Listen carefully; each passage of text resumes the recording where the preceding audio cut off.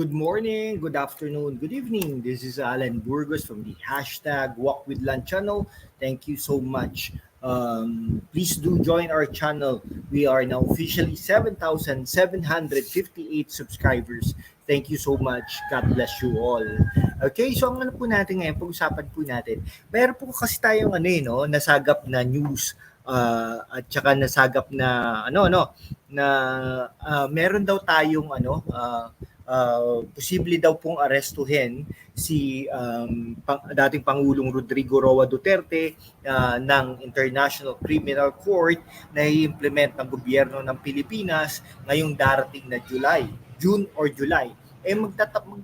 Magkakatapusan na po ng June, no? So posibleng in the next few weeks ay talagang aarestuhin na si dating Pangulong Rodrigo Roa Duterte sa pangunguna ni Pangulong Bongbong Marcos. Hindi nga lang po natin alam kung may katotohanan ito o hindi. Pero may nagsabi po talaga na aarestuhin na nga talaga siya, no, ng International Criminal Court, no.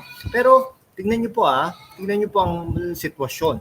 Kung aarestuhin po siya ay talaga namang magkakagulo po, no, diyan sa Mindanao. Okay, si Kibuloy nga hindi nila makita-kita, no? Si Duterte pa kaya, no? Na may mga following, may mga followers yan at at the same time ay talaga namang nirerespeto diyan sa sa bayan ng Mindanao, sa island ng Mindanao at diyan sa Visayas, no? Lalong-lalo na kinakastigo pa nila si Chairman Nurmiswari at talaga namang kinakasuhan pa, baka sumama pa ang MNLF at hindi na talaga papayagan na magkakagulo ang Pero parang nakikita po natin na parang walang utang na loob naman ang gobyerno ng Pangulo ng Bongbong Marcos dahil itong mga ito ay tumulong naman sa kanya, no? SMNI, Kibuloy, Sara Duterte, Chairman Nurmiswari, MNLF, at kung sino-sino pa,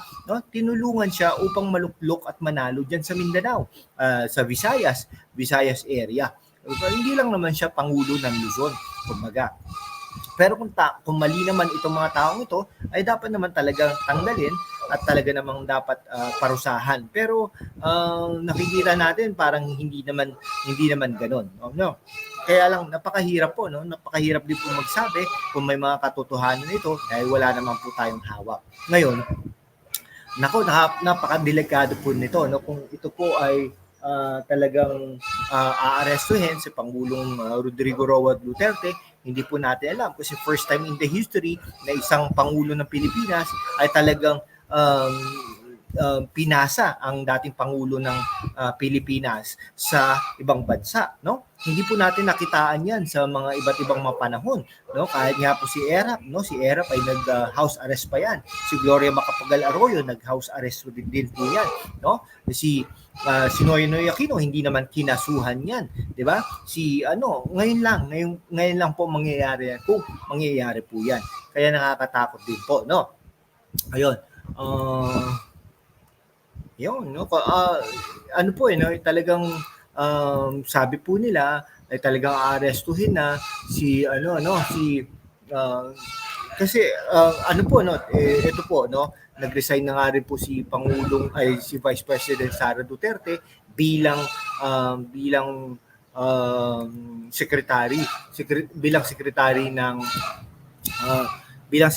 ng Department of Education. Hudyat na ito na magsasama-sama ang mga Duterte, no? Ay, hindi ko lang alam kung si Bongo at si Bato de la Rosa ay talaga namang makakasama dito sa mga ito. Okay, sige, hanggang dito na lang po mga kaibigan ko. Maraming salamat po sa inyong lahat. Mabuhay po kayo.